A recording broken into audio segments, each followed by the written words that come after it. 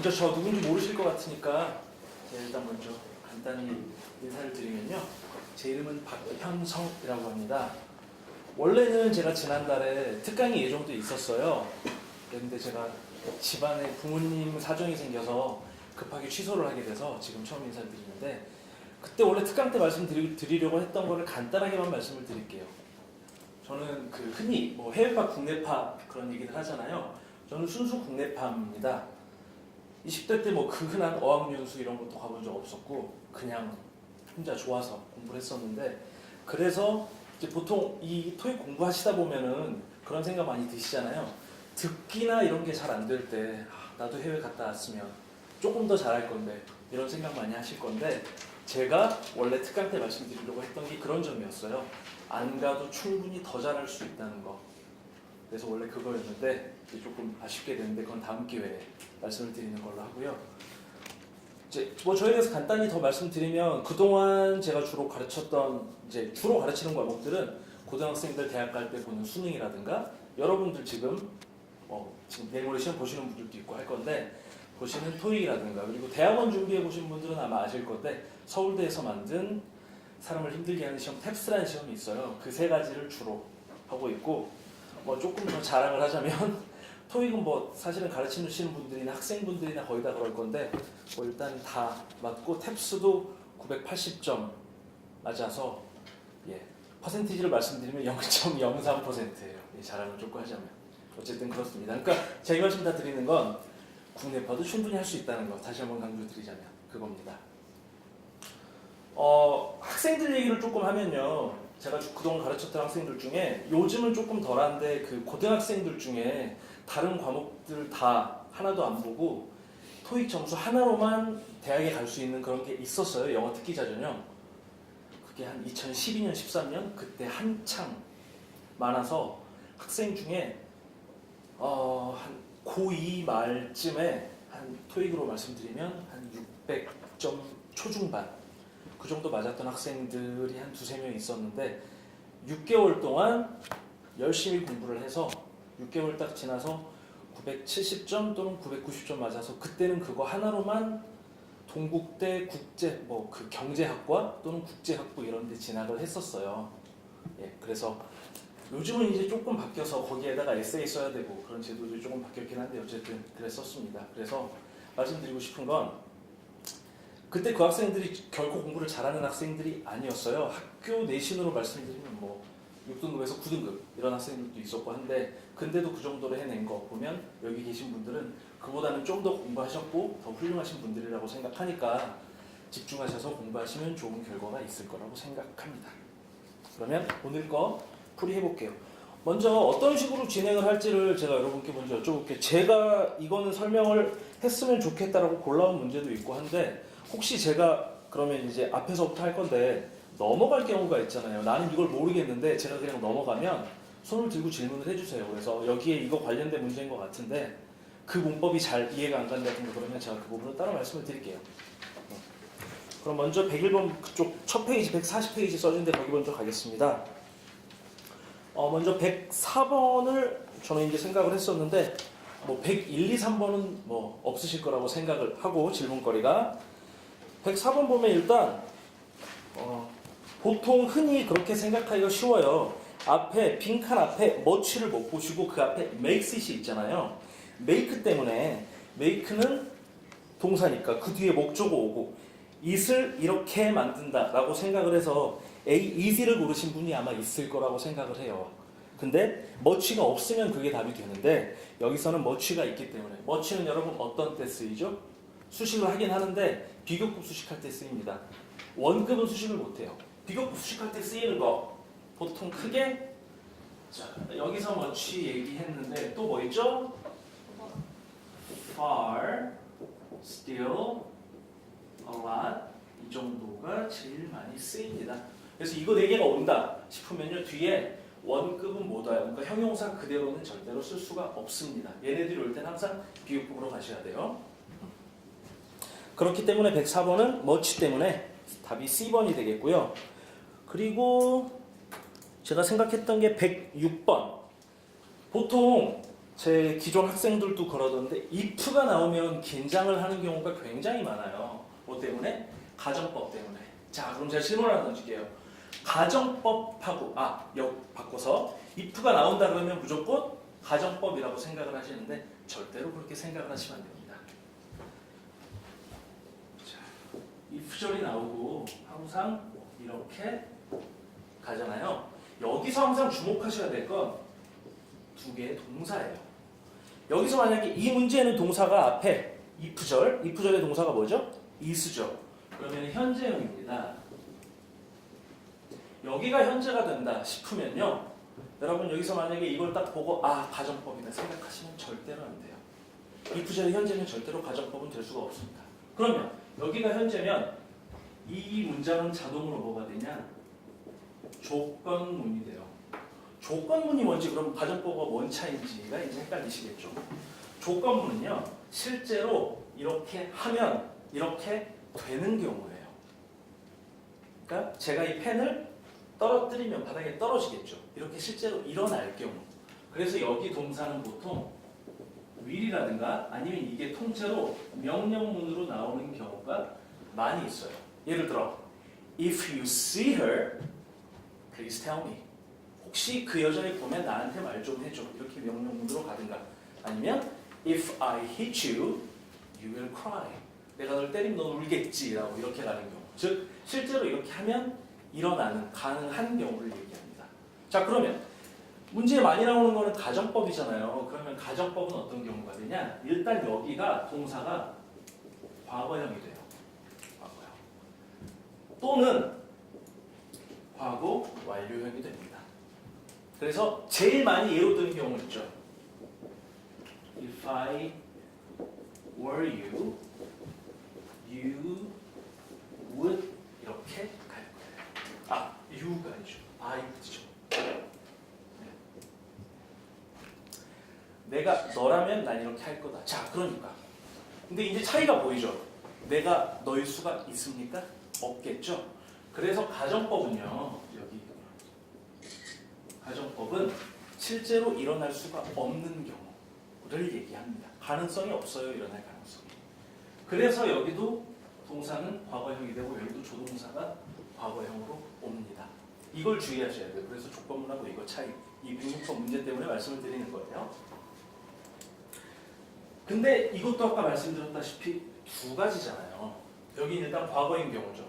여기가 과거고 여기가 조동사 다음에 동사 원형이 와요. 그럴 때는 해석에 주의하셔야 됩니다. 이거를 딱 보고 내가 너였다면으로 하면은 그 문제는 틀려요. 왜냐하면 여기 동사 시제는 과거인데 해석은 얘에 맞춰서 현재형으로. 즉 하고 싶은 말은 현재예요. 내가 너라면 나는 이럴 건데. 그래서 의미는 현재인데 편의상 부를 때는 가정법 과거라고 부릅니다. 왜? 동사가 과거잖아요. 동사에 맞춰서 부르는 거예요. 그러면 하나 더. 과거 완료 있었죠. 바꿔서 써볼게요. had been으로 가볼까요? If I had been you. 그럴 때는 뒤는 또 어떻게 와요? would는 똑같습니다. would나 could나 이때는 또 have pp로 갈 거예요. 자, 그럼 해석은 어떻게 해야 돼요? 아까 했으니까 눈치채셨겠지만 여기는 과거였잖아요. 근데 현재 얘기였죠. 그럼 과거 완료는 과거 얘기로 갑니다. 내가 너였다면 예전에 그때 이랬을 거다. 이거예요. 그래서 정리를 해보면 얘는 현재 사실이고요. 얘는 과거의 사실입니다. 그래서 주의하셔야 되는데 자, 근데 이것만 하고 넘어가 버리면 가끔 또 이 앞쪽에 106번 이렇게 되는 문제는 안 나오는데 저기 120번 넘어가면 가끔씩 어떤 문제가 나오냐면요. 둘 중에 하나가 빈칸으로 돼 있을 거예요. 근데 그러고 나서 문제 맨 뒤에 now나 today가 붙어 있는 경우가 있어요. 근데 희한하죠. 왜냐하면 가정법은요. 동사만 보면 시제가 나와요. 여기가 were다. 그러면 가정법 과거니까 현재 얘기고 had been이다. 그러면은 과거 완료니까 과거 얘기잖아요. 그러면 시제가 필요 없는데 대체 지금 이런 뜻하는 now나 today는 왜 나올까? 혼합가정법이라는 게 있습니다. 자, 그거는 뭐냐면요. 아까는 시제를 두 개를 분명히 분리해 줬잖아요. 근데 혼합은 뭐냐? 말 그대로 의미에서 알듯이 두 개의 시제를 합쳐준 거예요. 그러면 맨 뒤에 주절에 나오나 today가 있다는 얘기는 눈치를 채셨겠지만 주절이 언제가 돼요? 현재가 돼요. 그러면 둘 중에 현재 시제에 해당되는 건 뭐죠? 이해죠? 그래서 여기는 would 다음에 동사 원형이 오는 경우예요. 그러면 혼합이라고 말씀드렸으니까 앞도 만약 이걸로 가버리면 굳이 혼합이라고 붙일 필요가 없잖아요. 앞은 뭐가 오냐? 이 과거가 갑니다. 그래서 if I had pp로 가요. 자, 그럼 의미는 어떻게 될까요? 앞은 과거 의미죠. 과거에 했었더라면 뒤는 어떻게 돼요? 지금입니다. 지금 이럴 건데. 제가 공부 안 하는 공부를 조금 느슨하게 하는 학생들한테 이런 얘기를 많이 해요. 너가 그때 공부를 좀 더 열심히 했더라면 If you had studied harder, you would not be here now. 그때 공부를 열심히 했으면 지금 여기서 나랑 안 있을 거야 라는 그런 문장을 예를 많이 듭니다. 왜? 지금 잘했으니까 저한테 이렇게 혼나고 안 있겠죠 라는 뜻으로 그렇게 얘기를 많이 해요. 그래서 가정법은요, 특히 토익에 많이 나오는 문제들은 물론 가정법에 다른 것도 있어요. 위시 가정법도 있고 이제 SQ라든가 또 슈도 들어가는 거 있고 한데 일단 기본적으로 이거 세 문장을 머릿속에 제가 제일 많이 쓰는 방법 중에 하나가 뭐냐면 짧은 예문을 외워서 다녀요. 그래서 가정법 문제가 나오잖아요. 그러면 이 머릿속에 외우고 다니는 이 공식을 시험지 옆에 빈칸에다가 초반에는 썼어요. 그냥 외운 문장을 써요. 그래서 그거에 맞춰 대입을 해보는 거죠. 그래서 만약에 문제가 여기가 빈칸이에요. 그럼 앞을 보는 거죠. 앞이 헤드비입니다. 그러면은 뒤는 would의 pp겠네. 하나만 주의하면 되죠. 뭐 뒤에 나오나 today가 있나 없나. 그것만 본 다음에 답을 고르면 되는 겁니다. 반대로 앞이 if절 쪽에 빈칸이 있고 뒤쪽이 완전한 경우 있겠죠. 뒤쪽에 만약에 would 다음에 원형이다. 그럼 가능성은 둘 중에 하나겠죠. 이 경우와 이 경우가 있으니까 그럼 뭘 봐야 돼요? 뒤에 나오나 today가 있나 없나를 보고 아무것도 없다. 그러면 무조건 가정법 과거밖에 안 되니까 앞은 과거 시제를 고르면 되는 겁니다. 그래서 이거를 외워두시면 굉장히 써먹을 때가 많아요. 그래서 가정법에는 기본적으로 이거 세 문장이 제일 기본이니까 이 정도는 암기를 해두셨으면 좋겠습니다. 그럼 원래 이 문제에 해당되는 조건문이 있었죠. 얘는 어떠냐면요. 솔직히 빈도가 적어요. 나오는 경우가. 왜? 쉬우니까요. 딱 보면 하나밖에 없어요. 현지형이다. 그러면은 이렇게 하면 할 거다. 또는 하면 해라. 밖에 없기 때문에 그렇게 많이는 안 나옵니다. 어쨌든 그래도 차이를 알아두시면 좋겠어요. 그래서 가정법에서 제일 중요한 건 뭐다? 이 구절의 동사에 주목하시면 되겠습니다. 6번 얘기하느라 좀 길어졌네요. 그러면 넘어가고 141페이지로 넘어갈까 하는데 혹시 101번부터 108번 중에 질문 있으세요? 103번이요? 이거는 그냥 말로만 말씀드리면 될 것 같은데 사실은 이제 그 미팅이 has been rescheduled니까 스케줄이 바뀌었다, 재조정됐다는 거잖아요. 근데 이제 원래는 이 만약에 보기에 아마 to 생각하셨던 분들 많을 거예요. 내일로 재조정됐다. 제가 볼 때는 to가 보기에 있었어도 답이 될 것 같아요. 물론 그러면 to, for 둘 다 보기에 답이 있진 않겠죠. 근데 to가 없기 때문에 for가 원래 항상 객관식은 그렇잖아요. 가장 확률이 높은 거니까. 내일로 조정됐다 이건데 to가 없기 때문에 그나마 나머지 중에 tomorrow 앞에 쓸 수 있는 거는 for밖에 없습니다. 전치사 문제는요 사실 우리말에도 조사에 해당되잖아요. 국어에서. 전치사는 사실은 제가 정말 무책임한데 이렇게 말씀드릴 수밖에 없는 게 외워야 돼요. 항상 이런 경우에 보통 이렇게 나오더라. 그렇기 때문에 왜냐면 약속이잖아요. 이건 이럴 땐 이걸 쓰자 이거기 때문에 전치사 말씀드리니까 제가 전에 어떤 경우가 있었냐면 외국인한테 물어봤었어요. 친하게 지낸 외국인한테. 야 너네들은 TV에 이럴 때는 on TV 이러면서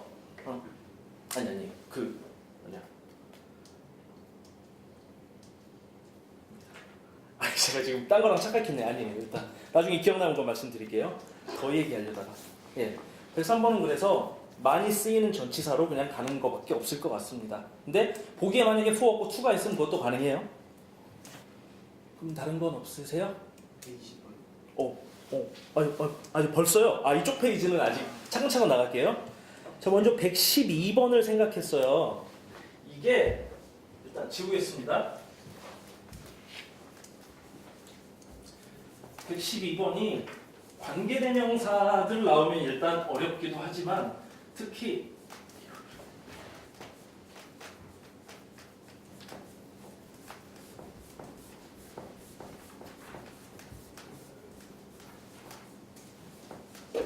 얘는 뭘 이렇게 안 주고 싶어. 예. 112번에 일단 답은 도우스인데 도우스 같은 경우가 조금 골치가 아프게 하는 경우가 많아요. 일단 도우스를 딱 봤을 때요. 영어를 처음에 중학교 때 배우셨을 때 그때는 도우스는 보통 뭐랑 같이 나오냐? 대타로 같이 많이 나오죠. 어떤 경우로? 대은 단수일 때 그리고 도우스는 복수일 때 저것들이잖아요. 근데 토익에서는 그걸로 쓰이는 경우 그게 문제로 나올 경우는 없을 거예요. 왜? 왜 저걸 중학교 때 처음 배웠겠어요? 쉬우니까. 그러면 여기 도우스는 어떤 경우냐? 제일 많이 나오는 게 대명사 파트의 문법책이 거기에 나올 거예요. 그러면서 항상 설명은 똑같아요. 거기도 이 두 가지가 나오는데 앞에 나온 명사를 뒤에서 다시 받아주고 네.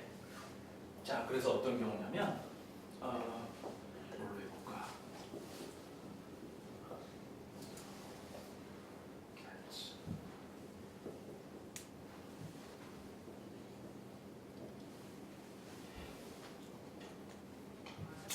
좀 억지스럽지만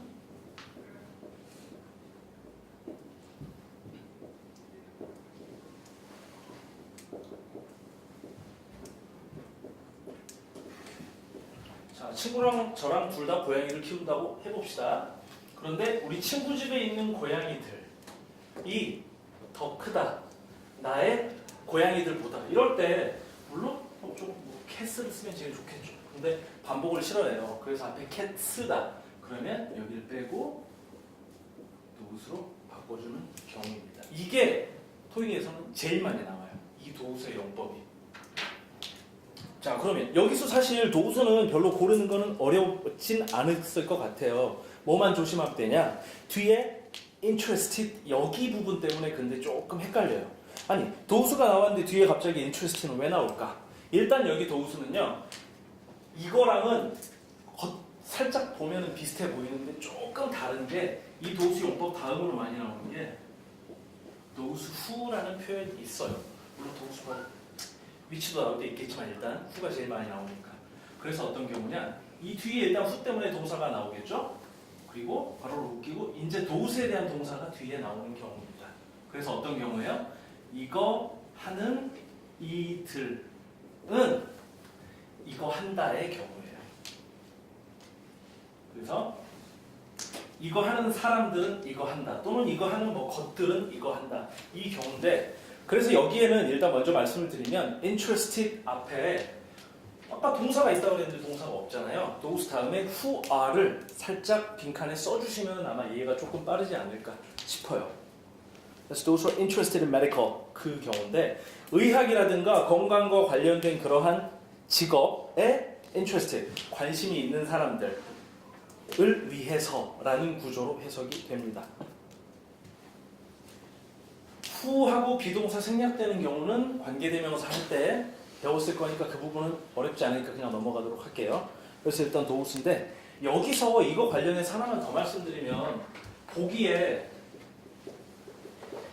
이거랑 조금 비슷한데 anyone하고 whoever하고 도우스하고 이거가 이제 조금 비슷하게 나오는 경우가 있어서 이것만 하나 말씀을 드리면 whoever는요 anyone who라고 생각하시면 됩니다. 그러니까 anyone보다 주어가 하나가 더 있어요. 자, 그럼 이것만 아는 상태에서 문제를 제가 하나 내볼게요.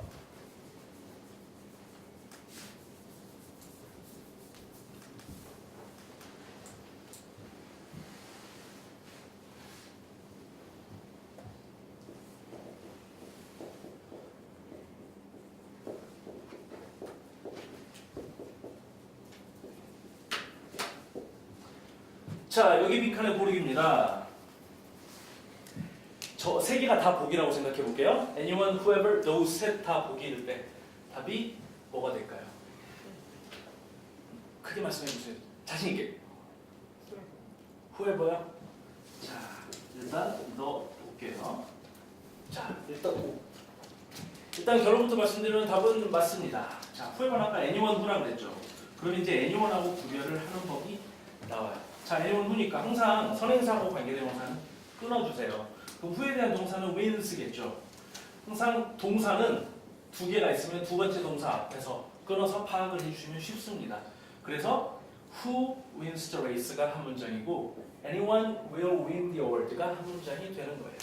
그래서 경주에서 이긴 사람은 누구든 그 상을 타게 될 거다. 그럼 여기서 의문이 하나 들죠. anyone은 안 된다고 쳐도 왜냐하면 여기 그냥 anyone이 들어가면 누구든 레이스를 이긴다. 그렇게 되면 will win에 대한 주어가 없게 돼요. 그러면 안 된다고 치는데 그러면 도우스는 왜 안 될까? 일단 바로 뒤에 뭐 어때요? 얘는 아까 단수예요? 복수예요? 복수죠? 삼식 단수에 쓴 S 있죠? 그래서 일단 탈락됩니다. 그리고 쟤도 마찬가지로 주어가 한 개이기도 하니까 또 안 되는 거고. 그래서 얘도 이거 두 개도 은근히 헷갈리거든요. 그래서 whoever가 나왔다 싶으면 뒤에다 who를 붙여주시고 나서 그리고 나서 파악을 해주시면 됩니다. 물론 이 who는 또 생략을 해버리는 경우가 많이 있을 거예요. 뒤에 비동사랑 같이. 그래서 저것도 그때 파악을 해주시면 돼요. 일단은 저거 두 개 차이를 같이 도우스랑 같이 묶어서 외워주시면 좋겠습니다. 그리고 다음 거는 제가 114번을 생각했는데 일단 여기서 혹시 B 플랜티를 고르신 분이 있지 않을까라는 생각을 해서 플랜티는요 일단 명사로 쓰이는 경우가 있어요. 그때는 풍부함이라는 명사예요. 풍부함. 근데 만약에 앞에 있으니까 그러면 풍부함 된다고 치면 뒤에 demand. 자 여러분 토익에서요 명사가 나란히 앞뒤에 나올 때 어떤 경우만 가능해요? 복합 명사일 때만 가능해요. 파7에 많이 나오죠. 고객 만족 이럴 때 customer satisfaction 또는 은행의 계좌 같은 거 할 때 savings account 이런 거 할 때는 둘 다 관련이 있으니까 나오는데 풍부함 수요 관련이 될 수가 없잖아요.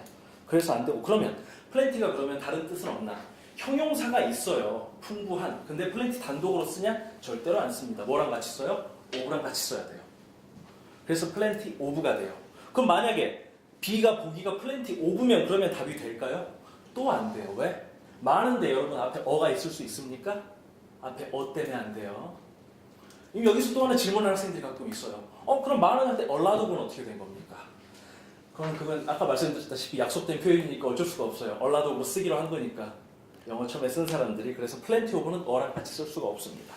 그래서 안 되고 답은 sizable. size는 크기니까 sizeable 하면 큰, 대량의 라는 뜻으로 생각하시면 되겠습니다. 그리고 117번을 생각을 했어요. 이게 그동안 수업을 하다 보면요 학생들이 항상 어려워하는 거가 몇 가지가 있는데 이것도 그 중에 하나가 된다고 생각을 해요. 질문이 꽤 많이 나오나요? 재미없는 문법용어로 얘기를 하자면요 시간과 조건의 부사절이라고 들어보셨죠? 아마 토익 책에도 나오고 고등학교 때 문법 공부할 때 많이 들으셨을 거예요. 자, 일단 항상 공부하실 때 있잖아요. 문법 책에 나와 있는 용어에 현혹되지 마세요. 시간과 조건, 부사절, 명사절 이게 중요한 게 아니라 이해만 하고 있으면 돼요. 자, 시간과 조건의 부사절은 어떤 경우냐면요. 접속사가 앞에 있습니다. 그리고 문장이 돼 있잖아요. 이럴 때 이 접속사가 시간이나 조건, 아까 조건 얘기했었으니까 이거랑 관련된 거일 때 그러면 부사절은 어떤 경우냐? 부사절이니까 말 그대로 이 문장이 부사로 쓰인다는 얘기예요. 그럼 부사로 쓰인다 무슨 얘기예요? 부사는 여러분 영어에서 필수 성분이 아닙니다. 없어도 돼요. 그러니까 이 문장이 없어도 이 문장이 제대로 성립될 때 그럴 때를 부사절이라고 부릅니다. 왜 이 말씀을 드리냐? 시간과 조건의 부사절일 때는 제가 지금 말씀드리는 게 해당이 되는데 이게 만약에 명사로 쓰여서 명사절일 때는 또 해당이 안 되니까 일단은 부사라는 점을 강조를 드릴게요. 그러면 먼저 접속사 먼저 보고 넘어갈까요? 시간과 관련된 거 뭐 있어요? when이라든가 as라든가 before, after 그리고 once나 as soon as 같은 거 있죠? 이런 거가 일단은 제일 많이 나옵니다. 여기서 특히 주목하셔야 돼요. once를요 한 번 나올 때 once, twice 할 때 그 once가 아니에요. 그때는 한 번에 라는 부사로 쓰이는 그런 경우고 여기는 접속사일 때입니다. 뜻 아마 풀어보신 거 아실 거예요. 일단 뭐 하면이라는 의미로 when이나 after하고 조금 가까운 의미로 쓰입니다. 일단 뭐 하면. 자, 그럼 이때는 어떻게 되는 경우냐면요. 항상 어떤 경우가 제일 많이 나오냐 이게 여기가 빈칸으로 나올 거예요. 이 동사 부분이. 그러고 나서 뒷문장에 아마 미래로 나올 겁니다. 자, 그럼 어떤 경우냐면 의미를 먼저 말씀드리면요. 둘 다 미래인 경우에 나와요. 둘 다 아직 안 일어난 경우. 예를 들어 여러분 지금 수업 중인데 친구한테 전화가 왔다고 쳐봐요. 그럼 전화 받아서 친구한테 뭐라 그래야 돼요? 야, 수업 끝나고 나서 전화할게 라고 하겠죠. 일단 전화할게는 쉬워요. 어떻게 돼요? I will call you 가 되겠죠. 그럼 수업 끝나고 나면인데 after 가면 앞에 접속사가 있다고 칩시다. The class 빈칸이 있고 여기 칸이 좀 부족할 때 오버까지 써볼게요. 그러고 나서 거기에 뭐가 있냐? is가 있고요. will be가 있다고 쳐봐요. 보통 이거 두 개에서 이제 갈등을 해야 되니까. 그러면 흔히 생각할 때 이 부분 공부 안 하면 뭐라고 생각하냐면 수업이 아직 끝날 것도 미래니까 will be를 넣겠다라고 생각을 해요. 그러면 틀립니다. 일단 결론부터 말씀드리면 영어에서는요. 접속사로 이어진 두 개 문장에서 양쪽 다 미래가 나오는 경우는 존재하지가 않아요. 둘 다 will 나오는 경우는 앞으로 볼 일이 없을 거라고 생각하셔도 되겠습니다. 자, 그러면 이제 여기서 어떻게 해야 되냐면 이 나름대로 이 안에서 순서를 정하는 방법도 있는데 그거는 조금 이 접속사가 뭐냐에 따라서 틀릴 경우가 있기 때문에 결론부터 말씀드리면 접속사가 있는 쪽 있죠. 둘 다 미래일 때 접속사가 붙어있는 그 달고 다니는 문장은 미래로 쓰지 않습니다. 그래서 is가 돼요, 정답은. 그래서 수업이 끝난 후에 너에게 전화를 할게 라는 이게 바로 간단하게 말씀드렸는데 시간과 조건의 부사절이라는 항목 하에 문법책에 제일 많이 나오는 거예요. 그러니까 일단 아주 간단하게 생각하시면요. 접속사가 붙어있는 쪽은 미래여도 현재로 쓴다라고 생각을 하시면 돼요. 근데 이게 단순히 현재 시제뿐이 아니라 가끔 어떤 경우가 있냐. 완료 시제에도 그렇게 나와요. 완료 시제에도 미래의 완료가 여기에 들어가는 경우 will have pp가 나와야 될 자리에 그때도 그냥 have pp가 나오는 경우도 있습니다. 문제에서 본 것 같은데 이거는 그러면 그때 자세히 말씀드리고 일단 지금은요. 여기 접속사들 있죠. 할 때, 하기 전에, 후에 일단 뭐 하면 하자마자 이런 경우일 때는 여기가 미래 문장이어도 미래로 쓰지 않고 현재로 쓴다라는 점. 이것도 우리만 생각해 보시면 돼요. 똑같잖아요. 수업 끝나면 전화할게.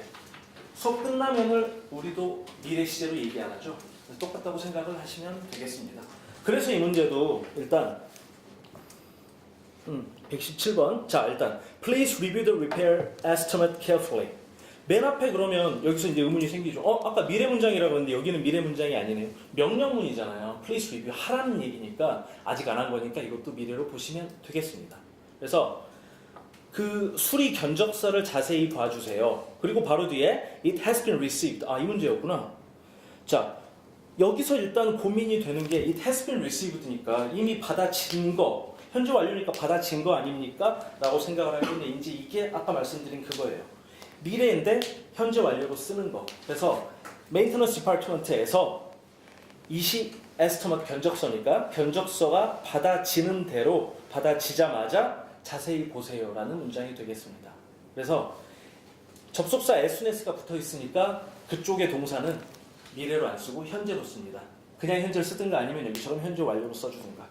그래서 시간 조건의 부사절. 하나 덧붙이면 지금 시간만 썼잖아요. 조건 두 개만 기억하시면 돼요. if하고 unless하고 한다면 또는 하지 않는다면. 이거 외에는 뭐 좀 더 깊이 들어가면 lest, should라는 게 있는데 걔는 뭐 그렇게 많이 안 나오니까 그냥 넘어갈게요.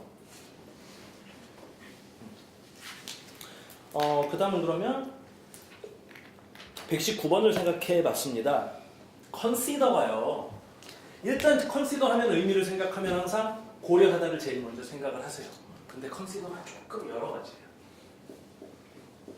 제가 이 얘기를 하고 싶진 않았는데 여러분들 아마 싫어하실 거예요. 형식 아시죠? 문법 처음에 배울 때 3형식, 4형식, 5형식 저도 정말 싫어해요. 근데 어쩔 수 없이 다들 그렇게 배우니까 살짝만 얘기하면요. 컨시더는 일단 뒤에 목적어가 하나만 있는 경우가 있어요. 목적어 하나면 몇 형식이죠, 여러분? 3형식이라고 보통 얘기를 합니다. 목적어 하나니까. 그럼 이땐 뜻이 어떻게 되냐?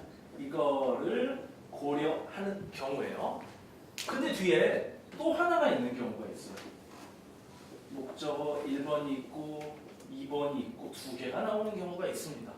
자, 예를 들어보면 어떤 경우예요? I considered his idea stupid. 이럴 때 이제 자, stupid가 만약 없다 그럴 때 나는 그 아이디어를 고려해봤다. 뭐 생각해봤으니까 그냥 문장에 넘어갈 건데 뒤에 이게 있을 때가 문제예요. 저 그럼 뒤에 저게 있으면 보통 이 사형식 의미를 생각 안 하는 학생들은 나는 그의 어리석은 아이디어를 한번 고려해봤다라고 생각하는데 그렇게 되면 stupid가 아이디어 앞에 들어가지 왜 뒤에 있겠습니까? 형용사가 명사 뒤로 가는 경우는 어떤 경우예요? thing one body로 끝나는 정해진 거라든가 아니면은 수식어가 길어질 때 뒤로 가는 건데 한 단어니까 뒤에 있을 이유가 없잖아요. 그러면 왜 이 뒤에 있냐? 한마디로 얘랑은 의미가 달라지는 겁니다. 이때는 어떠냐? 이거라고 여기다 생각하다의 의미가 돼요. 그래서 얘를 이거라고 생각하다, 고려하다라고 하면은 뭐 끼워 맞추면 맞출 수도 있겠는데 아마 자연스럽게 해석이 안 될 겁니다. 그래서 여기까지는 뭐 다 이해가 괜찮은데 이제 이게 수동태가 될 때 문제가 생겨요. 왜? 아마 형식할 때 배우셨을 건데 3형식일 때와 4형식일 때 수동태는 조금 골치 아픈 문제가 생겨요. 특히 4형식일 때는. 왜? 수동태는 어떤 경우냐면 이 구조에서 목적어가 주어 자리로 나가는 경우잖아요. 얘가 BPP로 바꾸고 행위자는 보통 많이 생략을 하고 이 경우인데 목적어가 느닷없이 하나가 더 있으니까 이때는 어떻게 되냐? 이제 조금 절에서 문제가 생기는 거죠. 그러면 다시 저거 설명을 조금 드릴게요.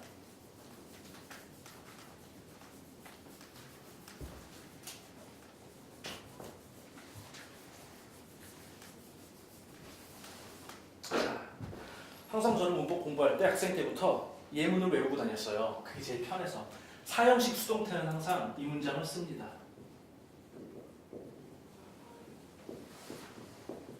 I gave him a book. 항상 이 문장을 써요. 나는 그에게 책을 줬다.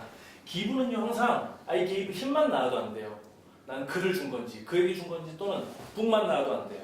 수요 동사라고 해서 뭐든지 주는 거랑 관련이 돼 있어서 어떤 물건이라든가 이런 게 사람과 사람 사이에 왔다 갔다 하는 거. give라든가 bring이라든가 show라든가 send, write, 뭐 또 buy, make 등등등 그런 것들 여러 가지가 있죠. 그래서 그럼 이거 수동태를 할 때 자, 목적어가 두 개니까 항상 어떻게 되냐? 수동태도 두 가지가 나옵니다. 일단 힘을 목적어로 하는 경우 He was given a book 일단 쓰고 보면 얘 앞으로 가고 얘 시제 과거니까 was given으로 갑니다. a book은 그대로 남아 있어야 돼요. 그럼 어떻게 되냐? He was given만 하면 그가 주어졌다 이래버리면 안 되고 사람이니까 얘는 그가 받았다가 돼야 돼요. 뭐를? 책을. 또 하나 가능하겠죠. A book was given 여기다가 힘 해버리면 이건 어떻게 되냐? 얘는 틀린 문장으로 봐요. 왜? 직접 목적어, 간접 목적어 뭐 그런 얘기를 하죠. 뭐 그것까지는 이렇게 외우실 필요는 없는데 사물일 때는 뒤에 남아있어도 되는데요. 뒤가 사람이 남아있다. 그럴 땐 앞에 전치사를 써주셔야 돼요. given to him. 그래서 이 두 가지로 나뉘는데 consider도 마찬가지입니다. 자, 그럼 이제 여기서 먼저 얘가 주어로 가능하겠죠. 그래서 his idea was considered 그대로 가면 되는데 그러면 stupid는 주어로 수동태를 쓸 수 있을까요? 없을까요? 안 됩니다. 형용사니까. 주어는 명사가 돼야 돼요. 그래서 얘가 앞으로 나오면 되는데 이 얘기를 왜 했냐? 여기 이 문제를 보고 119번에 A를 고르신 분이 있을까봐 제가 그래서 말씀을 드린 거예요. A가 문법적으로는요 문제가 없어요. 앞에 is considered 수동태 할 때 배웠어. 이게 여겨진다. 뭐? 패키지 리디자인으로. 문법적으로 문제가 없는데 그럼 여기는 뭐가 되냐? 의미상으로. 의미가 안 되잖아요.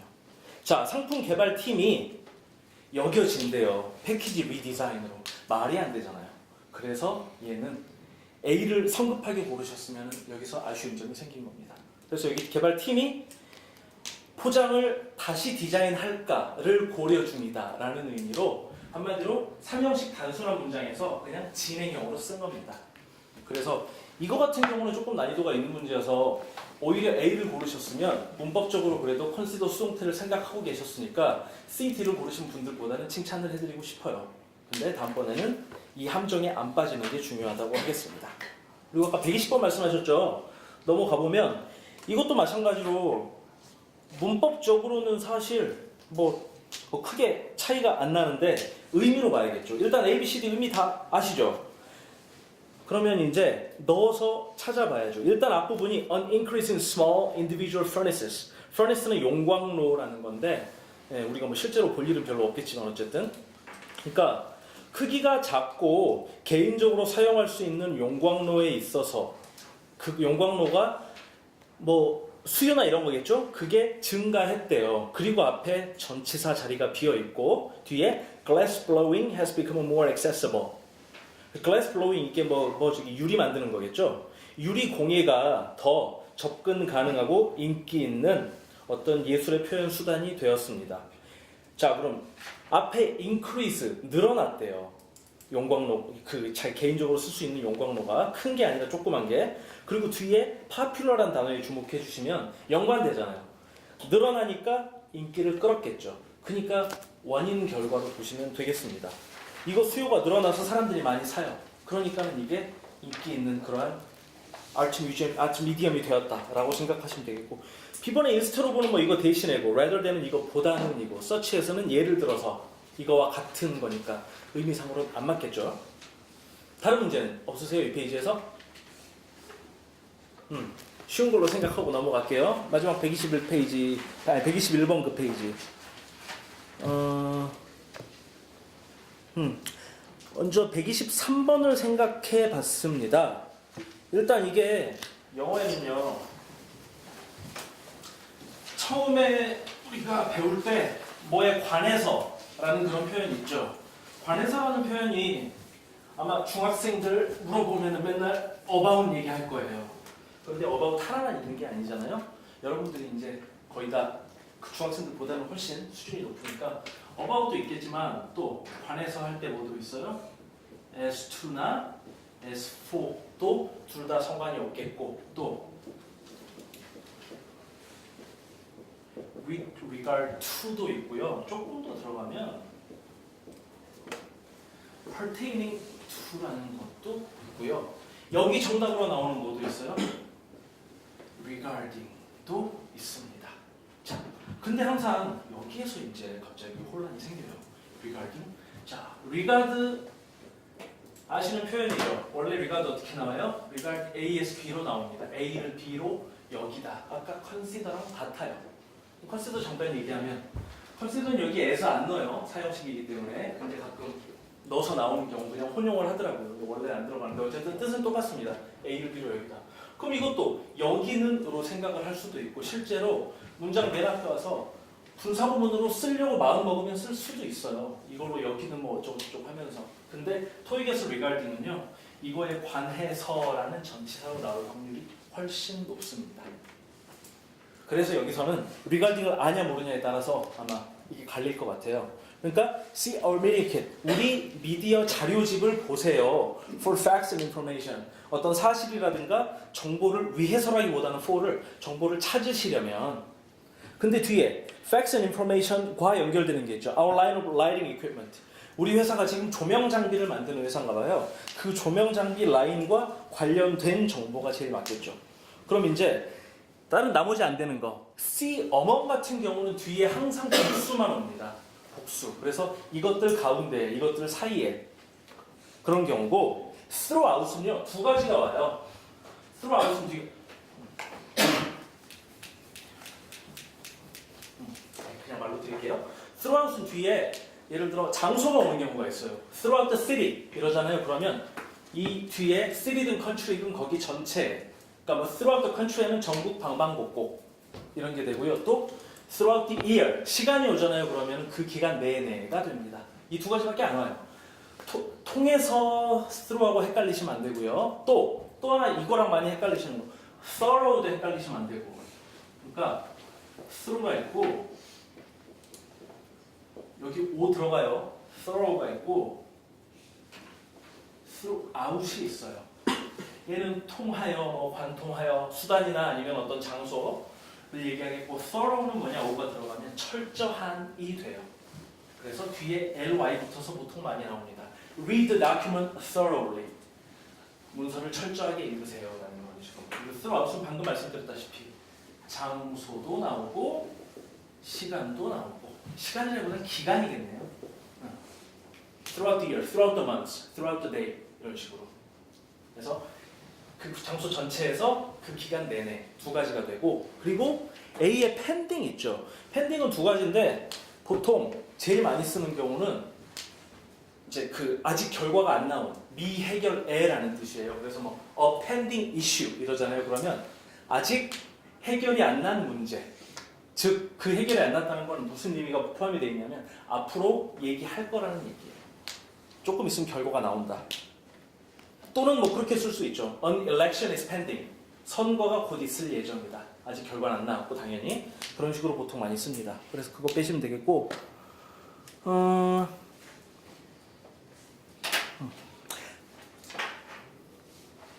127번 갈게요. 그리고 이게 B하고 D하고 그래도 B를 생각하셨으면은 이것도 마찬가지로 조금은 그래도 어느 정도 감을 잡으셨다고 보고 싶은데 일단 답이 셀덤이잖아요. 근데 셀덤은 보통 셀덤은 뭐라고 하면 준부정어라고 부릅니다. 준부정어하면 일단 부정어가 not이나 never 말고 준부정어라고 하면 뭘 하냐면요. 셀덤과 hardly, rarely, barely, scarcely 이거 5개를 얘기를 해요. 그럼 얘는 뭐냐? 거의 하지 않는. 특히 주의하셔야 될 거. hardly. I hardly study 했더니 어떤 학생들이 자기는 공부를 열심히 한대요. 절대 그렇게 안 되니까 공부 안 한다는 뜻이니까 주의하셔야 됩니다.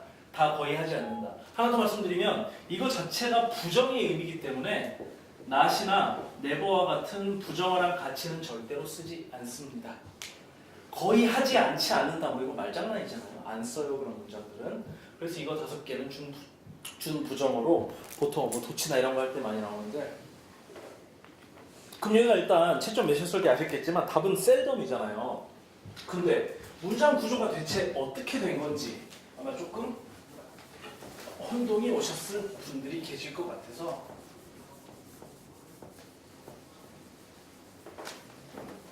자, 그럼 여기서 또 그 개념이 나와요. 아마 또 싫어하시는 것 중에 하나인데 분사구문이라고. 분사구문은 어떤 경우냐면 자, 접속사 있고 문장이 있고 오늘 이거 참 많이 나오죠. 여기서 문장이 지금 수적으로는 어때요? 2개잖아요. 근데 문장이 2개인 게 싫어요. 그래서 어떻게 하냐? 접속사 있는 문장을요 부사로 바꿔주는 겁니다. 아까 나온 부사 절이겠죠. 근데 그러면 왜 부사구문이 아니라 왜 분사구문? 분사를 이용해서 바꿔주는 거거든요. 그래서 어떻게 하냐? 아주 간단히 말씀드리면 주어가 같다 그러면은 주어 빼주고 접속사 빼주고 물론 살려놓는 경우도 간혹 있어요. 의미를 파악하려고. 그리고 얘를 분사 ing 또는 ed를 이용해서 바꾸는 거죠. 그럼 어떻게 판단해요? 얘가 목적어한테 직접 하는 경우는 ing고요. 능동이니까 되는 경우면 ed가 되고 이 경우예요. 그래서 여기도 seldom in the news니까 앞에 여러 가지가 잔뜩 생략돼 있어요. 일단 제일 먼저 생략하는 거 뭐였죠? 아까 주어가 같을 때 생략한다 그랬죠. 그럼 일단 she가 앞에 있어요. 왜 she냐? 저기 뒤에 이름이 Cynthia잖아요. Cynthia 여자 이름이니까 she가 있겠고 그리고 아까 보니까 비동사도 없어졌죠. 비동사는 원래 있어야 되는데 그럼 얘도 어떻게 없어졌냐? 원래는요 she is 어쩌고 저쩌고 이런 걸 거예요. 근데 it을 being으로 해줘야 되는데 being은 보통 분사구문에서 생략을 해버립니다. 그래서 원래는 맨 앞에 이걸 써주시면 될 거예요. though she is. 그러니까 원래는 뉴스에 she's seldom in the news. 뉴스에 거의 나오지 않는 사람인데 그렇긴 한데 뒤에 보니까 어때요? 지금은 now making headlines. 지금은 뉴스에 많이 나오고 있다. now하고 대입이 되기 때문에 맨 앞에 do를 써줘서 생각하시면 되겠습니다. 그래서 원래는 뉴스에 거의 안 나오는 사람인데 신티아 띠가 요즘은 뉴스에 많이 나오고 있어요 라는 문장이에요. 그럼 역으로 생각하면 되겠죠. she가 뒤에 신티아 씨하고 똑같으니까 뺐고요. 얘는 분사구문이니까 비동사니까 being으로 바꿔주는 경우고 얘는 없애주고. 근데 being이 뭐 굳이 주어도 없애는데 뭐하러 놨고 이러고 being 생략을 해버린 경우입니다. 그러다 보니까 seldom in the news만 남았어요. 그래서 이게 조금 이 구조가 어떻게 될까 조금 난해할 수 있는 문제였고 130번은 B의 incremental이라는 단어를 모르면 아마 조금 어려우셨을 것 같아요. 점차라는 건데 increasingly의 뜻이에요. 근데 바로 앞에 increase가 있죠. 그래서 점차 늘어날 거다. 뭐 increasingly나 gradually 정도랑 같은 단어로 보면 되겠습니다. 다른 문제 있으세요? 이 페이지에서 없으면은 뒤에 팟 6는요 궁금하신 것만 해볼게요. 팟 6 131번부터 146번까지 없으시면 넘어가나요? 133번 문장 133번이요? 해볼게요. 아 133번 이 ahead of라는 게 있는데 ahead of가 여러 가지로 쓰이는데 말 그대로 이 뒤에 뭔가 오겠죠? 이것보다 앞서는 또는 이거의 앞에 라는 뜻이 돼요. 그럼 그 앞에 where는 왜 있냐? where는 말 그대로 얘가 형용사니까 얘를 수식해주는 거예요. 훨씬 앞서는. 그래서 they will be well ahead of their competitors. 그들은 경쟁자들보다 훨씬 앞서게 될 거다가 됩니다. ahead of 얘기하니까 하나 더 하자면 이거 뒤에 토익에서 제일 많이 나오는 거 뭐 있죠? ahead of schedule 정말 많이 나와요. 일정보다 빨리. 반대말은 뭡니까? 그래서 반대말은 이때는 behind schedule로 많이 나와요. 무슨 공사를 하기로 했는데 일정보다 늦춰졌다. 이런 거 할 때. 그래서 저런 것들도 세트로 좀 외워놓으시면 편해요. 보자마자 바로 나오니까.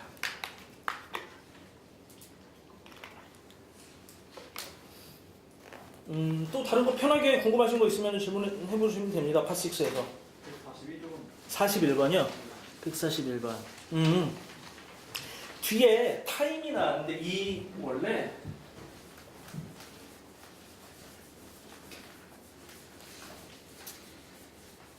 수를 나타내는 대명사, 가산, 불가산 이것 때문에 조금 골치가 아프잖아요. 근데 some 같은 경우가 이게 참 명사도 되고 형용사도 둘 다 돼요. 그러다 보니까 이제 문제가 생기는데 일단 많이 나오는 형용사일 때 먼저 볼게요. some 나온다. 그럼 뒤에 일단 어떠냐? 명사가 나올 때 가산 명사 있죠. 가산 명사 같은 경우는 복수로 나옵니다. 자, 그래서 some person은 잘 안 쓰고 뭘 써요? some people을 쓰겠죠. 왜? 셀 수 있는 거는 몇몇의 사람들이 돼야 되니까. 근데 예를 들어 뒤가 information 될까요? 안 될까요? 셀 수 없는데 못 오는 거 아닌가요? 됩니다. 왜? 불가산도 돼요. 불가산은 당연히 s 못 붙으니까 단수로 되겠죠. 그래서 가산 복수로 가든가 불가산 단수로 가든가 some. 근데 이제 조금 하나 더 말씀드리면 나중에 좀 더 공부하시면 아마 나올 때 있는데 some person이 돼요. 어떤 경우냐? 이때 뜻은 몇몇의 약간의 그런 뜻이잖아요. some person이 되면 이때 some은 어떤 이런 불확실한 사람을 나타낼 때는 쓰기는 써요. 근데 이제 토익에서 안 나올 거예요. 근데 나중에 공부하실 때 다 써먹으니까 항상 이렇게 용도를 분리해서 공부하시는 건 별로 안 좋은 방법이니까 어쨌든 some 뒤에 단수가 가산 단수가 나오는 경우는 불확실할 때예요. 어떤 there must be some reason 그러면 어떤 이유가 있을 거야 이런 식으로 쓰이거든요. 그래서 일단은 근데 토익에서는 이렇게 나옵니다. some 뒤에는 가산 복수가 오거나 불가산 단수가 오거나. 그럼 명사로 쓰일 때도 마찬가지예요. some 하고 나서 of 하고 나서 명사가 오는데 일단 제일 주의하실 점이 some of people이라는 문장이 있을까요? 없을까요?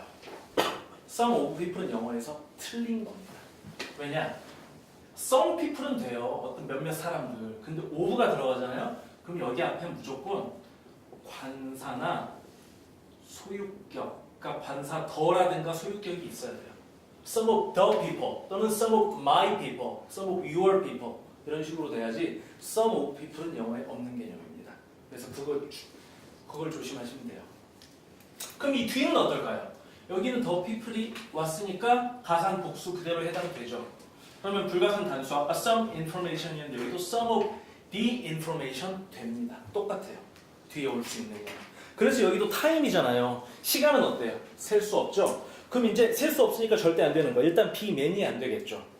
C none 같은 경우는 뭐냐면요. none은 no one이에요. 명사입니다. no는 형용사인데 none은 명사예요. 그렇기 때문에 none of the time이니까 그러면 문법적으로는 돼요. 그러니까 한 번도 안 했다는 거죠. Take home the laptops. 자, 랩탑을 애들이 집에 가져가도 된다 그랬는데 none of the time이니까 결국 가져가면 안 된다는 얘기가 돼요. 그럼 이런 얘기를 왜 하겠어요? 가져가면 안 된다는 얘기를. 그리고 가져가면 안 된다는 얘기를 할 거면 앞에 allowed 앞에 not이나 never를 넣어주는 게 훨씬 자연스러운 표현 방법이겠죠. 그리고 안 되고 all은요.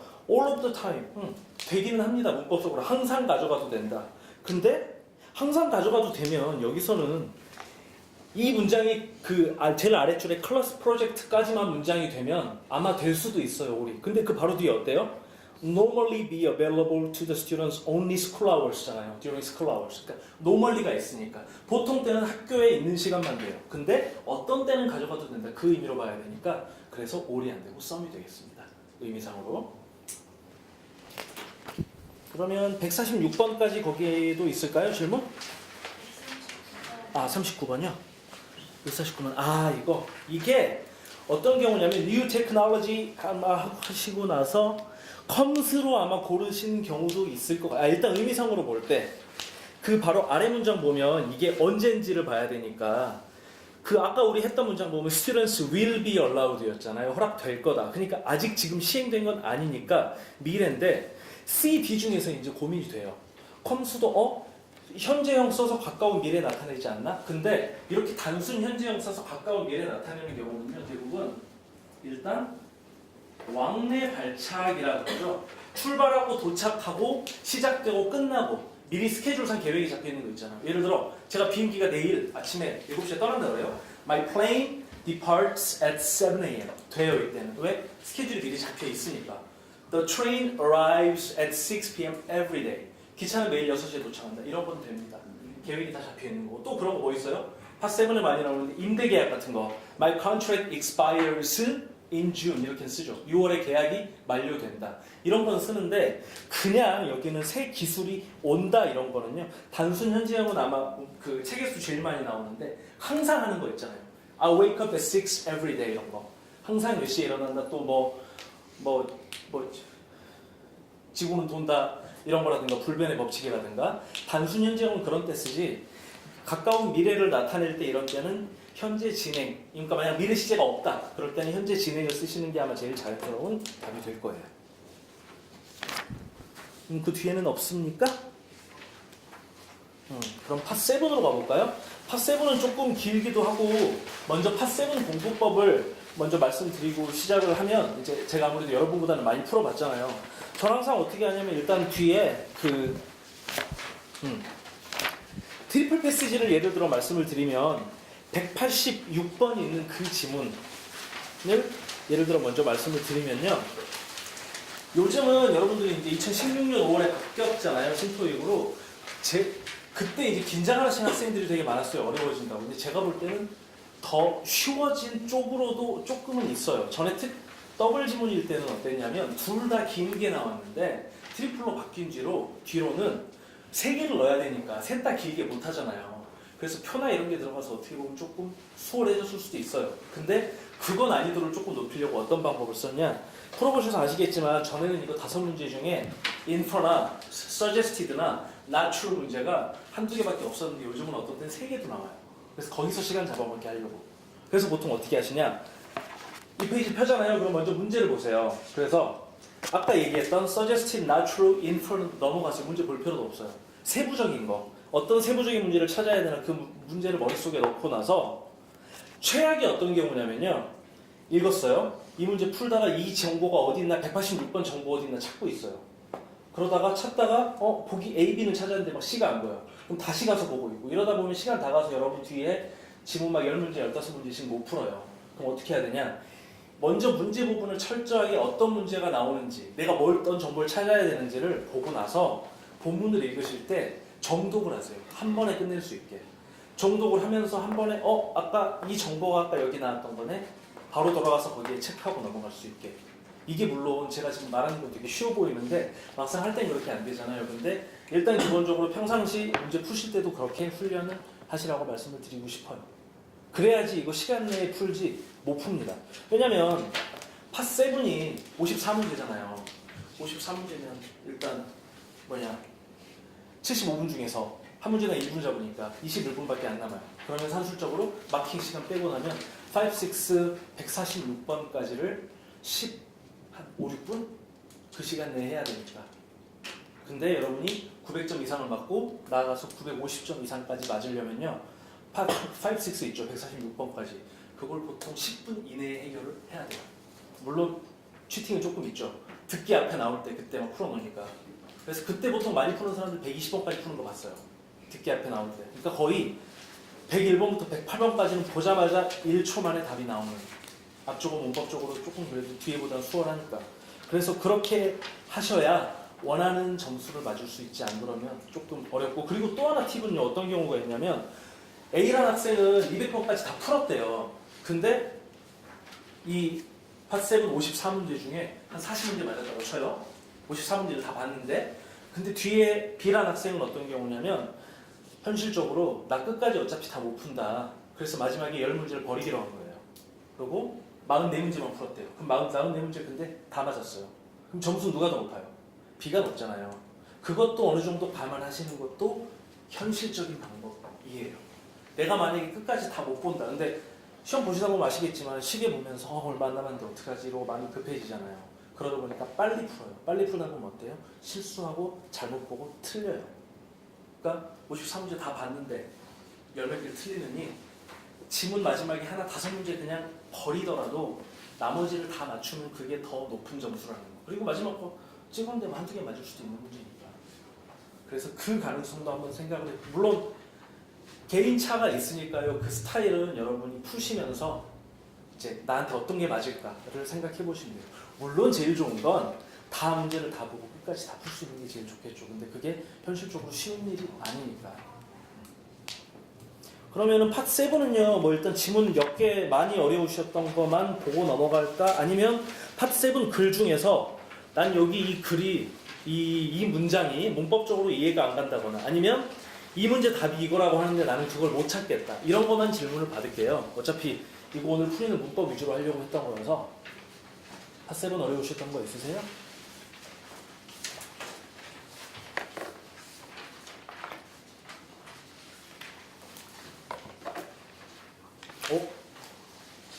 잘 푸셨나봐요, 다. 다 풀어서 다 맞으셨으면 매우 바람직한 결과고. 없나요? 하긴 파7은 거의 그렇긴 해요. 나중에 내가 틀렸던 것도 자세히 여기 어느 부분을 못 봤다거나 그 부분 단어를 몰랐다거나 그런 부분이어서 나중에 보면 거의 나오는 경우는 대부분이긴 합니다. 그리고 뭐 학생분들은 지금 거의 다 문법적인 부분 어렵거나 아니면 단어 어렵거나 그래서 아마 그 오답이 나오는 거니까 그 부분만 보시면 될 것 같긴 해요. 그러면 7은 없는 걸로 하고 앞에 혹시 5, 6 중에서 아니면 문법적으로 나는 이 부분을 맨날 틀린다. 이건 되게 어렵다. 그런 거 혹시 있으시면 질문을 해주시면 그 부분 간단히라도 얘기하고 넘어갈게요. 막상 이러면 앞에 텍스트가 없으니까 생각이 안 나죠. 그러면 마무리를 할까 하는데 여러분도 1시간 넘게 지금 계셔서 힘드실 것 같아서 그럼 질문 없으세요? 네? 163번이요? 예. 잠시만요. 163번. 이게 신토익 때 생긴 문제의 유형이죠. 이게 그 고등학교 때 수능 때 많이 나오던 문장 넣기인데 이거는 항상 일단 주어진 163번에 그 따옴표로 되어 있는 그 문장이 있잖아요. 이게 일단 제일 큰데 일단 but we need hard data. 여기 hard는 뭐 단단한 이게 아니라 확실한이라는 뜻이에요. 예. 근데 우리는 확실한 데이터가 필요하다. 뭐 하기 전에? Consider another costly parking garage. 자, 또 다른 costly, ly가 붙었다고 무조건 부사 아닙니다. 명사에 ly 붙으면 형용사예요. 형용사에 ly 붙으면 부사지만 그래서 코스트는 여기서 물론 코스트가 동사도 있고 명사도 있지만 동사에 ly 못 붙으니까 명사에 붙은 걸로 해서 코스틀리는 비용이 많이 드는 이라는 형용사입니다. 값비싼. 그러니까 우리가 하나 더 또 다른 비용이 많이 드는 주차장을 만들 걸 고려해보기 전에 확실한 데이터가 필요하다. 그럼 근데 맨 앞에 벗이에요. 그럼 이 앞은 어때요? 뭔가 확실하지 않은 불확실한 게 있으니까 뒤에 그때 확실한 데이터가 필요하다라고 갈 거잖아요. 그리고 앞에 이제 보면 일단 1번은 저기 위에서부터 보면 1번 문장 앞에는 There are not enough parking spaces. 뭐 expressed concern 했죠. 우려를 표명했다. 주차 공간이 부족하다고. 그 얘기였고 뒤에 some have called for construction. 자, 부족하니까 어때요? 어떤 사람들이 call for는 요청하답니다. 두 번째 주차장을 만들어 달라고 요청을 했다. 이건 자연스럽게 넘어가니까. 그리고 2번을 봐볼게요. 2번 앞에는 이 문장이 기네요. 조사하겠다는 내용이죠. 시간대 나눠서 weekday하고 evening하고 peak times하고 나눠서 조사하겠다라는 얘기였고 뒤에 보면은 it is completed 완료되면 그럼 it은 뭘로 보면 되겠어요? 앞에 프로젝트 with a data collection project 있죠. 두 번째 단락 시작하는 부분 그 프로젝트로 보면 되겠죠. 그래서 프로젝트가 끝마쳐지면 그거는 뭐 이제 제공할 거다라는 거니까. 그러니까 이번에 사이에 들어가 버리면 이게 지칭하는 게 달라지잖아요. 만약에 2번에 들어가게 되면 it이 가리키는 게 데이터가 되니까 그래서 의미상으로도 안 되겠고 그럼 이제 3번은 또 조사하게 되면 이 조사가 자료를 제공해 줄 거다라는 거였고 그리고 뒤에 이제 인터뷰 나오죠. 자, anecdotal이란 말이 있는데 이게 anecdote가 원래 TE로 끝나는 명사예요. 일화. 근데 일화 뭐 경험담 그런 건데 anecdotally,니까 경험적으로 그러니까 사람들 말에 따르면 뭐 이런 거죠. 그러니까 보통 사람들은 이렇게 말합니다. Demand has increased. 자, 수요가 늘어났대요. With the 4 new business and residential projects. 지난 5년간 이 수요가 늘어났다는 얘기죠. 그 4개의 뭐 비즈니스 레지던셜 프로젝트에 있어서. 그러고 나서 이게 문장이 딱 구조상 그렇잖아요. 글 끝나는 부분인데 수요가 늘어났습니다. 이거로만 끝나면은 뭐 어쩌다는 건지. 그럼 이제 연결을 해보면 수요는 늘어났다고 사람들은 말하는데 중요한 건 사람들이 말한다는 거예요. Anecdotally people say. 근데 사람들이 그냥 말한다는 거는 원래 그렇잖아요. 누가 이렇다더라. 근데 그걸 가지고 뭔가 큰 일을 벌였는데 막상 그대로 안 되는 경우가 많이 있으니까. 더구나 여기서 어땠어요? 주차장 짓는 건 비용이 많이 들어가잖아요. 그러니까 그냥 사람들이 말하는 얘기만 듣고 무작정 시작할 수는 없다라는 의미가 내포되어 있는 거죠. 그래서 어떻다? hard data가 필요하대요. 그래서 hard data 필요해서 아까 뭐 해요? typical weekday during the evening 나누어서 확실히 조사를 하겠다는 거죠. 그래서 일단 정리를 해보면 주차 공간이 부족하대요. 주민들이 불만이 많아요. 지어주세요라고 요청을 했는데 시 당국에서는 어때요? 주민들 말만 듣고 지을 수는 없습니다. 조사를 하고 나서 하겠습니다. 라는 구조가 됩니다. 그래서 이게 넣는 게 굉장히 조금 시간도 많이 잡아먹고 어려울 때가 있는데 항상 힌트를 찾으셔야 돼요. 힌트. 여기서는 이 문장에서 힌트는 but과 hard data예요. 그런데 확실한 데이터가 필요하다. 그럼 그 앞에는 어때요? 확실한 데이터가 없는 경우. 그래서 anecdotally people say가 그 증거라고 보시면 되겠습니다. 그거랑 대비되는. 다른 거는 또 있을까요?